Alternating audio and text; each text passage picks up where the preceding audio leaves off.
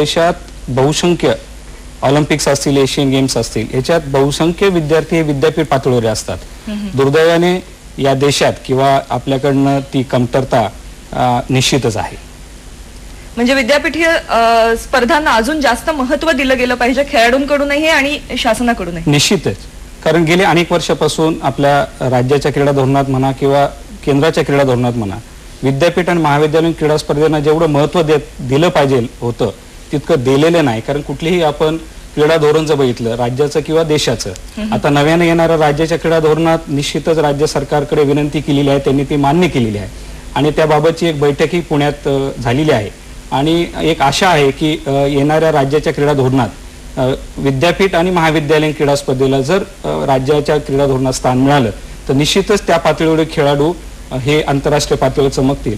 कारण शालेय क्रीडा स्पर्धेपर्यंत महाराष्ट्र राज्याची ही झेप ही अत्यंत चांगल्या पद्धतीची आहे. परंतु शालेय क्रीडा स्पर्धानंतर ज्या खेळाडू ज्यावेळेस महाविद्यालयात प्रवेश घेतात किंवा विद्यापीठ खेळतात तर त्यांच्या त्या स्पर्धेंना किंवा त्यांनी मिळवलेल्या नैपुण्याला दुर्दैवाने काही आपल्याकडे स्थान नाहीये आणि येणाऱ्या काळात आपण अपेक्षा करूया की राज्य शासनाकडनं त्याला प्रोत्साहन मिळेल. काय बदलती पावलं या निमित्ताने उचलली जाणार आहेत याचा आपण मागाबा घेऊच या. पण त्याचबरोबर आपल्या बरोबर आहेत सर्जेराव शिंदे, स्वतः एक उत्तम कुस्तीवीर, एक क्रीडा संघटक म्हणून त्यांना राज्य शासनाचा शिवछत्रपती पुरस्कार 2007-2008 मिळालेला आहे. सर्जेराव शिंदे यांना मी विनंती करते की आपण सांगा या सगळ्या एकंदर भारताची आणि महाराष्ट्राची क्रीडा विश्वाची परिस्थिती लक्षात घेता आपण कुठल्या सुधारणा सुचवाल? आताच युनिव्हर्सिटी बद्दल जे बोललं गेलं त्यांच्या मताशी सहमत आहे. कारण मी जेव्हा जेव्हा माझ्या कुस्ती खेळ खेळण्यासाठी जातो आणि कुस्तीगिरांना नोकऱ्यांसाठी प्रयत्न करत असतो तेव्हा आम्हाला असं आढळून आलं की ह्या सर्टिफिकेटला किंमतच नाही. तर तो विषय आमच्या क्रीडा संचालकांना लक्षात घेऊन आमची काही मदत घेऊन तो पहिला हाताळावा. दुसरं जे खेळाडू आहेत जे हरियाणा राज्यात आहेत इकडे आहेत, जसं करतार सिंग सारखा पैलवान आहे त्याला एकदम SP केलं जातं. आणि मी बऱ्याच वेळेला मंत्र्यांशी बोललोय की आमच्या इथं जर तो प्रावीण्य घेतला असेल त्या खेळात तर तो त्यात प्रावीण्यधारक आहे, त्यात तो ग्रॅज्युएट आहे.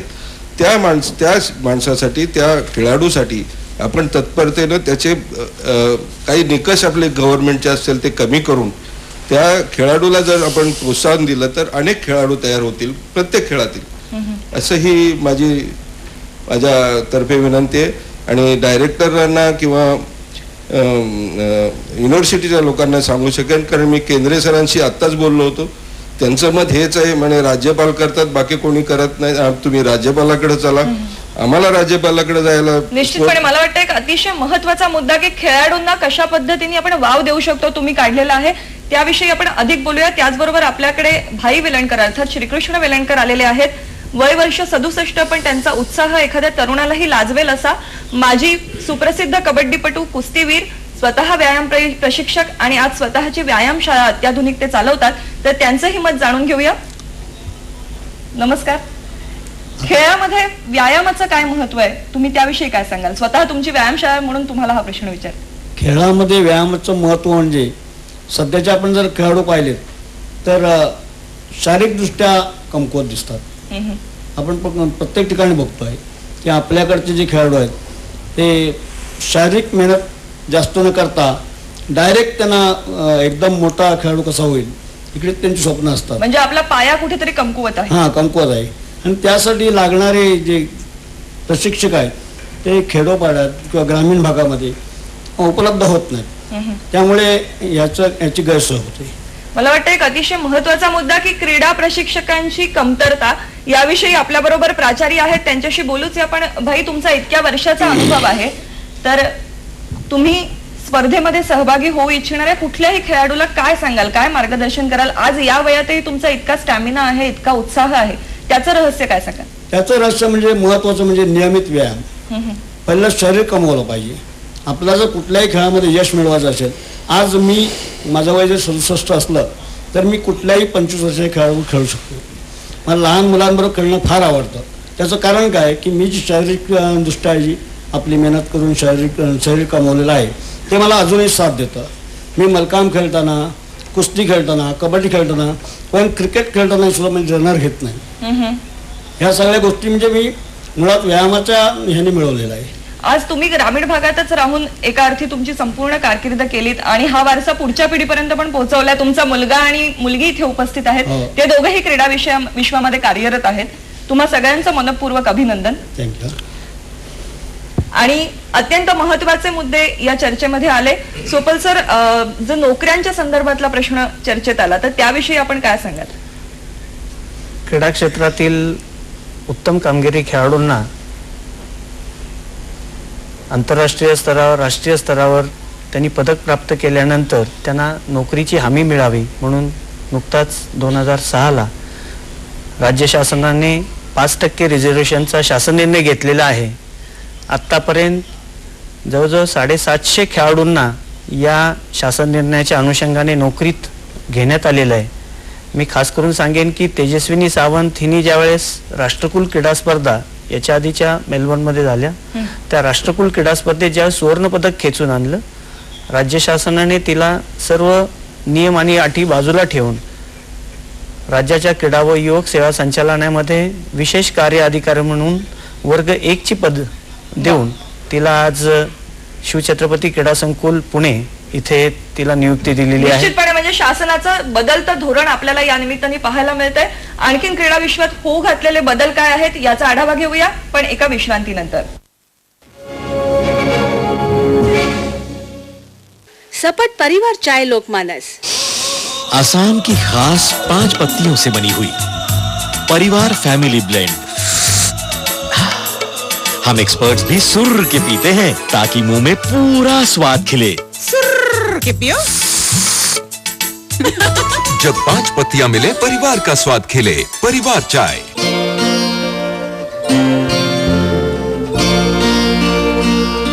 चांगला मुलगा आहे तो. मला वाटतं तू त्याला आवडतेस. तुम्हाला ही छानशी भेट.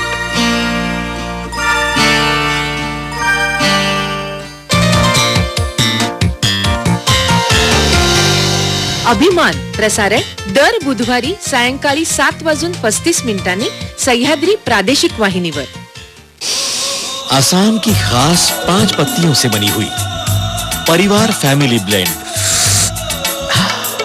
हम एक्सपर्ट्स भी सुर्र के पीते हैं ताकि मुंह में पूरा स्वाद खिले. सुर्र के पियो.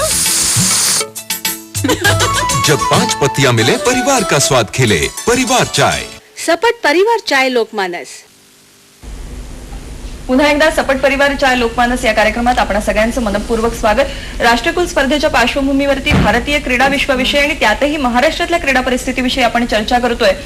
ब्रेकला जाण्यापूर्वी तेजस्विनी सावंतच्या यशाचा उल्लेख झाला. मला वाटतं महाराष्ट्राला अशा अनेक सुकन्या लाभलेल्या आहेत आणि आपलं भाग्य आहे की या क्षणी आपल्या स्टुडिओमध्ये अशा काही सुकन्या आपल्याबरोबर आहेत ज्यांनी अनेक क्रीडा स्पर्धांमध्ये विक्रम करून दाखवलेले आहेत. आपल्याबरोबर आहे तारामती मतिवाडे. ही एक अत्यंत वेगळा गेम खेळते, याटिंग हा गेम खेळते आणि नुकतीच या संदर्भात ती इटलीच्या स्पर्धेत सहभागी झाली होती. तारामती, काय सांगशील, हा गेम तुझ्यापर्यंत कसा पोहोचला, या खेळाची आवड तुला कशी निर्माण झाली आणि सध्याच्या परिस्थितीविषयीचं तुझं मत? नमस्कार, माझं नाव तारामती मतिवाडे आहे. सध्या मी याचिंग मॅच रेसिंग मध्ये भारतात नंबर 1 आहे, तर एशियामध्ये मी 3rd आहे आणि माझं वर्ल्ड रँकिंग 122 आहे. तर मी आता सध्याच येणाऱ्या 2012च्या ऑलिम्पिकसाठी तयारी करतेय. मी ह्या गेममध्ये कशी आले तर मी नेव्हल NCC मध्ये होते आणि त्याच्या थ्रू मी महाराष्ट्रासाठी पहिला गोल्ड मेडल आणला नॅशनल लेवलवरती ओडिसामधून. तर त्याच्यानंतर आम्ही प्रॅक्टिस नेव्हल सेलिंग क्लबमधून करायचो. तर हे आवड असं मीन्स वाढत गेला आणि मग मी प्रोफेशनली ह्या गेममध्ये आले. सर, मला असं वाटतं की मी 2012ची तयारी करतच आहे, तर माझ्या नंतर पण भरपूर लोक करतील आणि आम्हाला इक्विपमेंट हे कमी पडतात. तर स्टेट लेवल असं माझा असा रिक्वेस्ट आहे की स्टेट लेवल गव्हर्नमेंट आमच्यासाठी काहीतरी सुविधा करावेत आणि आम्ही प्रॉपर चांगले इक्विपमेंट यूज करून आम्ही आणखीन काहीतरी नवीन आणि भारताचं नाव आम्हाला रोशन करायचं आहे. तर हा रिक्वेस्ट आहे की काहीही गव्हर्नमेंटनी केलं तरी आमच्यासाठी खूप हे असेल, हेल्पफुल असेल. सोपल सर, काय सांगाल याविषयी? राज्याच्या क्रीडा धोरणाचा आता ढाचा ठरवण्यासाठी राज्य शासनाने एक नवीन समिती नियुक्त केलेली आहे. माननीय मुख्यमंत्री महोदयांनी माननीय क्रीडा मंत्री आदरणीय शेट्टी साहेबांच्या अध्यक्षतेखाली समिती नियुक्त केली आहे. समितीने परत 5 उपसमित्या ज्या स्थापन केलेल्या आहेत त्यामध्ये खास करून वॉटर स्पोर्ट्स आणि साहसी उपक्रम यासाठी एक वेगळी समिती नियुक्त केलेली आहे. ज्या विविध समित्या निश्चित केलेल्या आहेत त्यामध्ये वॉटर स्पोर्ट्स आणि साहसी उपक्रम या अंतर्गत आत्ताच तिने सांगितलेल्याप्रमाणे त्या खेळाचा विचार त्या समितीच्या बैठकीमध्ये करण्यात आलेला आहे आणि येत्या 2-3 महिन्यामध्ये ज्यावेळेस नवीन क्रीडा धोरण राज्याचं निश्चित करण्यात येईल त्यामध्ये मला आशा आहे, कारण चर्चा त्याबाबत झालेली आहे. 2012च्या ऑलिम्पिक मध्ये जायला उत्सुक आणि त्यासाठी जय्यत तयारी करत असलेल्या तारामतीला काय सांगा? निश्चित राज्य शासन अशा खेळाडूंना निश्चित मदत करेल. मला वाटतं लोकमानसच्या मंचावरून 2012 साठी तयारी करत असलेल्या तारामतीला मनपूर्वक शुभेच्छा आणि तुझ्या बरोबरच सगळ्याच खेळाडूंना मनपूर्वक शुभेच्छा. उत्तम कामगिरी करा. आणि हाच या कार्यक्रमाचा उद्देश आहे की या मंचावरून काही सुधारणा ज्या शासनाच्या धोरणामध्ये घडू लागलेल्या आहेत त्या आपल्या डोळ्यासमोर यावा आणि आज आपल्याला अंदाज येतो की किती पद्धतीने यामध्ये बदल होतोय. यानंतर जो दुसरा एक मुद्दा आला होता क्रीडा प्रशिक्षकांचा, तर याविषयी मला पारगावकर सर तुम्हाला विचारायला आवडेल की क्रीडा प्रशिक्षक कशा पद्धतीने घडवले जातात आणि त्यांना जे शिक्षण दिलं जातं त्याचा दर्जा काय, तुम्ही प्रामाणिकपणे काय सांगाल? सध्या महाराष्ट्र राज्यामध्ये म्हणाल तर जे शारीरिक शिक्षण प्रशिक्षक आणि यामध्ये प्रामुख्याने एक गोष्ट सांगेल की खेळाच्या संदर्भात जे मुख्य केंद्र असेल तर ती शाळा आहे. शिक्षण आणि खेळ यांचा जो समन्वय, मुळातच खेळ क्रीडा हा एक मानवी संस्कृतीचा एक अविभाज्य भाग आहे आणि कॅच देम यंग किंवा फॉर्मेटिव्ह इयर्स आकार घेणाऱ्या वयामध्ये जर ह्या उपजत क्रीडागुण लक्षात घेऊन जर त्यांना योग्य प्रकारचं प्रशिक्षण मिळालं तर निश्चितपणे याच्यामध्ये आपल्या हाताशी, कारण केवळ जनगणनेनुसार असलेली देशातली संख्या याच्यापेक्षा प्लेइंग पॉप्युलेशन प्रत्यक्ष खेळणारी लोकसंख्या किती आहे. आज चायनाकडे आपण जर लक्ष दिलं, भारताच्या नंतर 1949 साली चीनला प्रजासत्ताक रिपब्लिक झालं चायना, भारताला 1947 साली स्वातंत्र्य मिळालं. देशाचं धोरण काय आहे याच्याकडे बघण्याचं. चीनमध्ये माओ त्से तुंगनी हेल्थ फर्स्ट अकॅडमिक लेटर म्हणजे शैक्षणिक विषयांचं ओझं ह्या शालेय जीवनामध्ये कमी परंतु खेळाचं त्याच्यामध्ये जास्त भार अशा प्रकारचं जे धोरण आहे ते राबवल्यामुळे जे चीन प्रजासत्ताक झालं त्यावेळेस 1949 साली कुठेही नव्हतं क्रीडा जगतामध्ये, त्याचं आज जे स्थान आहे ते केवळ त्या धोरणात्मक याच्यामुळे आहे. आणि जिथे आता क्रीडा प्रशिक्षणाचं म्हणाल तर शिक्षण आणि क्रीडा याचा जो समन्वय साधण्याची जी गोष्ट आहे, शिक्षणाचे जे वेगवेगळे टप्पे आहेत, प्राथमिक शिक्षण, माध्यमिक शिक्षण, उच्च माध्यमिक शिक्षण, महाविद्यालयीन शिक्षण, पदव्युत्तर शिक्षण, या शिक्षणाच्या प्रत्येक टप्प्यामध्ये याच्या व्यवस्थित क्रीडा वातावरण निर्मिती, त्याच्यासाठी आवश्यक असलेलं पाया विस्तृतीकरण, त्याच्यासाठी आवश्यक असलेलं स्पर्धा दर्जा वाढवण्याच्यासाठीचे प्रयत्न किंवा त्याच्या अनुषंगाने करायचे ऍक्शन प्रोग्राम म्हणजे अनेक बाजूंनी अजूनही प्रयत्न करणं आपल्याला अपेक्षित आहे. आणि मी या संदर्भात आणखी एक उल्लेख करेन की विशेषतः आता सर्व शिक्षा अभियान या अंतर्गत वेगवेगळे जे उपक्रम चालतात, मी प्रत्यक्षात आदिवासी भागातले जे जिल्हा परिषदेच्या शाळा आहेत त्या शाळांचे आम्ही क्रीडा शिक्षकांचे काही शिबिरं घेतली. आता लक्षात घे, प्राथमिक जो शिक्षण आहे वर्ग 1 ते 8वी हे प्राथमिक शिक्षण, इथे डीएडचे शिक्षक येतात. डीएड जे प्रशिक्षण त्यांचं डीएड ला मिळतं ते सगळ्या विषयाचं शिक्षण आहे, त्याच्यामध्ये एक शारीरिक शिक्षण हे एक विषय आहे. त्यामुळे या विषयाला किंवा खेळाला जो भर त्याच्यामध्ये मिळायला पाहिजेत किंवा त्याचं स्पेशलायझेशनच्या दृष्टिकोनातून मुलांच्या अंगी उपजत असलेली क्रीडागुण लक्षात घेऊन मला प्रत्यक्ष त्या प्रशिक्षणाच्या दरम्यान असा अनुभव आला की यांना मूलभूत गोष्टी देखील खेळाच्या माहीत नाही.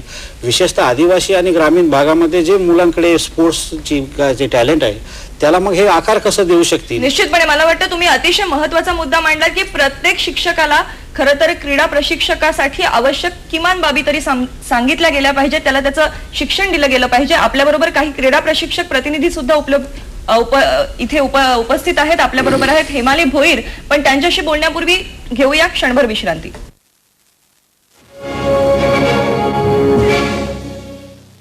सपट परिवार चाय लोकमानस असम की खास 5 पत्तियों से बनी हुई परिवार फैमिली ब्लेंड.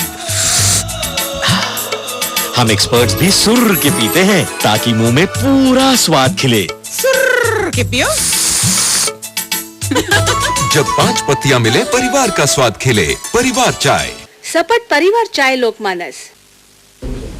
नमस्कार, पुन्हा एकदा सपट परिवारच्या लोकमानस या कार्यक्रमात आपण सगळ्यांचं स्वागत. क्रीडा प्रशिक्षकांच्या या मुद्द्याविषयी बोलत असताना आपल्याबरोबर हेमाली भोईर आहेत, ज्या स्वतः एक क्रीडा प्रशिक्षक आहेत.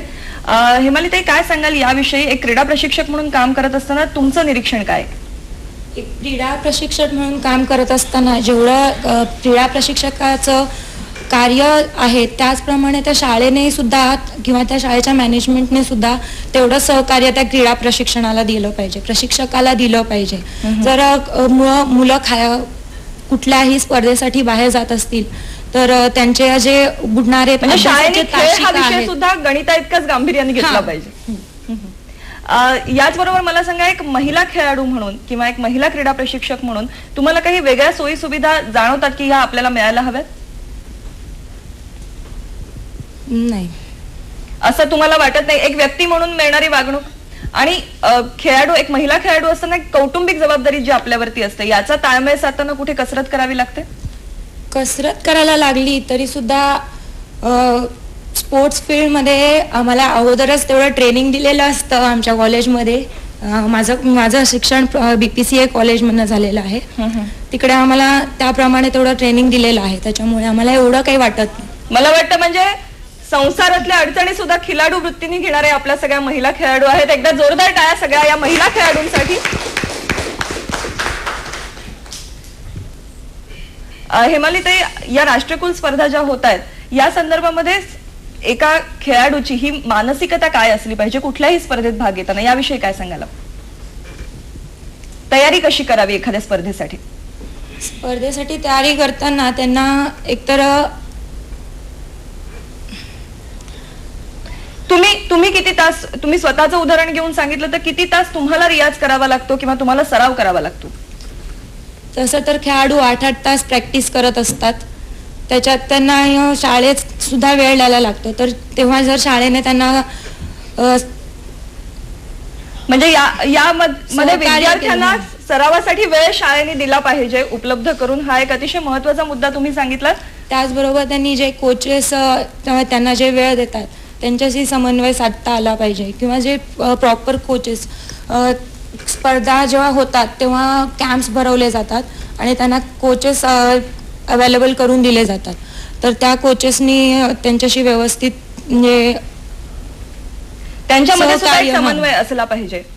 आपल्या बरोबर सुप्रसिद्ध क्रीडा समीक्षक संत सर आहेत. संत सर, तुम्ही इतक्या स्पर्धा पाहिलेल्या आहेत, आता अनेक मुद्दे इथे येत आहेत समोर, तर भारतीय खेळाडूंच्या तयारीविषयी तुम्ही काय सांगाल? नाही, तयारी तर बघा चांगली झालेली असलीच पाहिजे, कारण शेवटी राष्ट्रकुल क्रीडा स्पर्धा आहे. म्हणजे बघा, ऑलिम्पिक नंतर एशियाड नंतर राष्ट्रकुल स्पर्धा, हा आपला एक क्रम आहे. तसं आपण म्हणतो रणजी ट्रॉफी, नंतर दुलीप ट्रॉफी आणि टेस्ट मॅच, तसं आहे. पण आता जे काय इथे मुद्दे चर्चेले काय अतिशय योग्य मुद्दे आहेत की इन्फ्रास्ट्रक्चर ज्याला म्हणतात ना, की बेसिक नीड. शेवटी माणसाला काय, अन्न, पाणी, वस्त्र, निवारा हे तर पाहिजेच, पण खेळाडूला काय पाहिजे ते आज आपण कोणी लक्षच घेत नाही. खेळाडूंना सध्या प्रत्येक शाळेला आपण म्हणतो की शाळेला जर इमारत धड नसते तर मैदान कुठे असणार?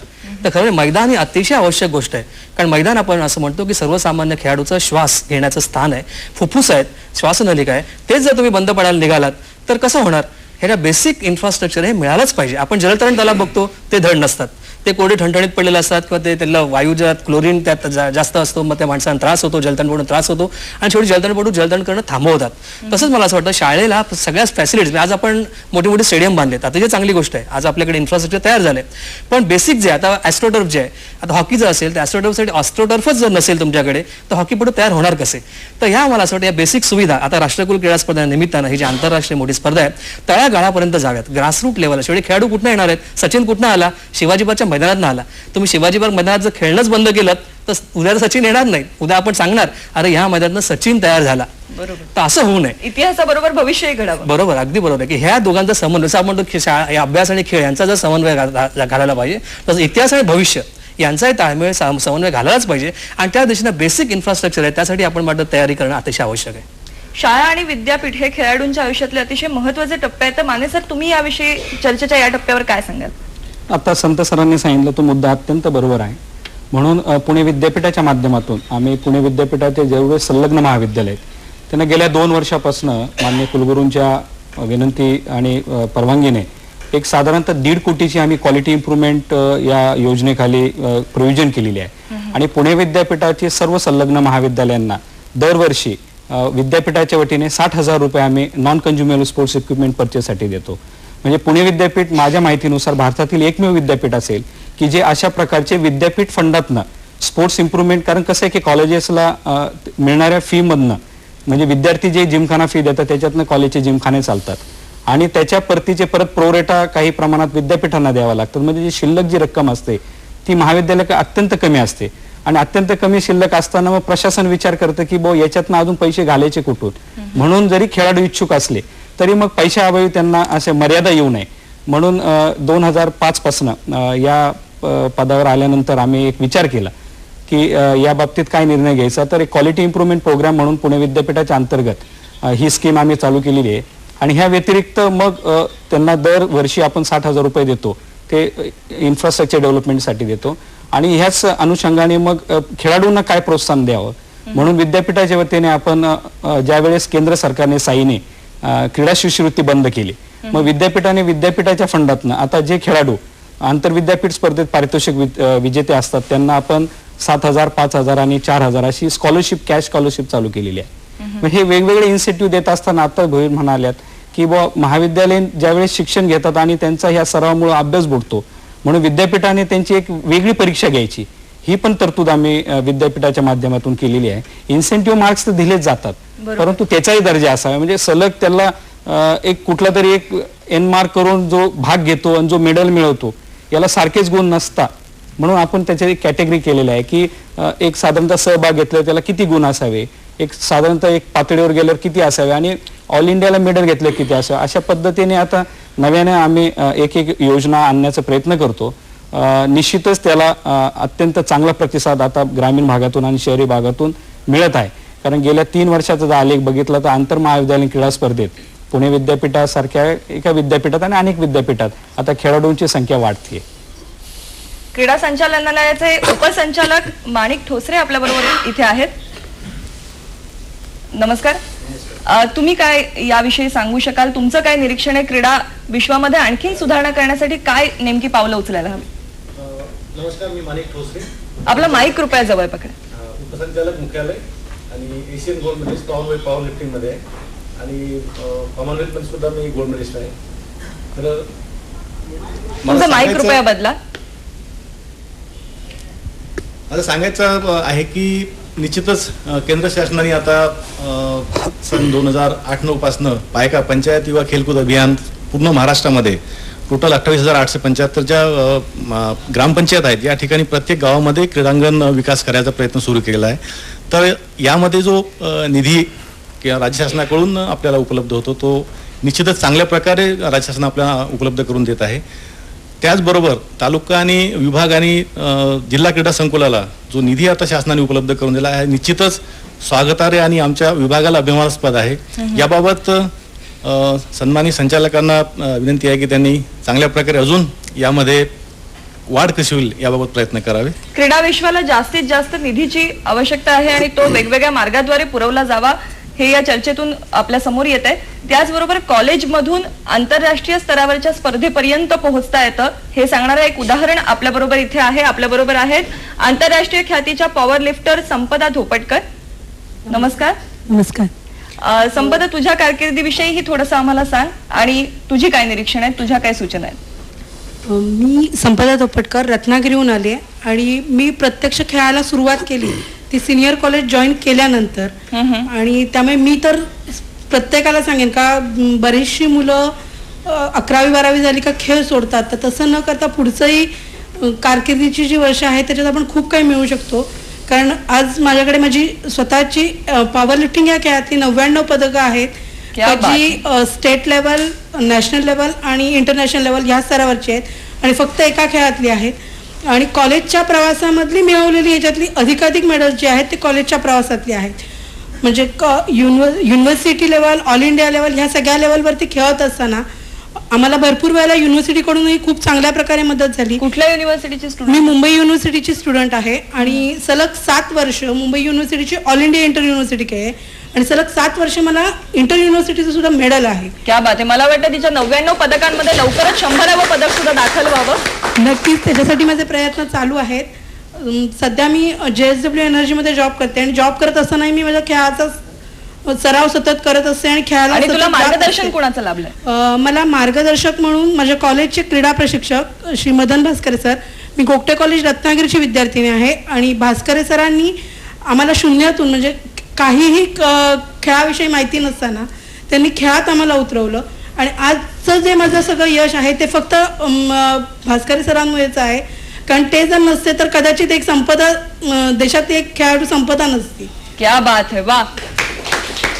मला वाटतं हे असेच उद्गार आहेत की जे अनेक समोर बसलेल्या खेळाडूंना ती स्फूर्ती देणार आहेत, ती चेतना देणार आहेत. संपदा, तू आज कार्यक्रमात सहभागी झालीस याबद्दल मनपूर्वक आभार. आणि खरोखरच आपल्या कॉलेजेसच्या क्रीडा प्रशिक्षकांमध्ये, विद्यापीठ स्तरावरच्या क्रीडा प्रशिक्षकांमध्ये ही अशी ताकद आहे की आंतरराष्ट्रीय स्तरावरचे क्रीडा खेळाडू ते घडवू शकतात. असंख्य अडचणी असताना सुद्धा याच मुद्द्यावरती आणखीन चर्चा करूया, पण तत्पूर्वी घेऊया छोटीशी विश्रांती. सपट परिवार चाय लोकमानस.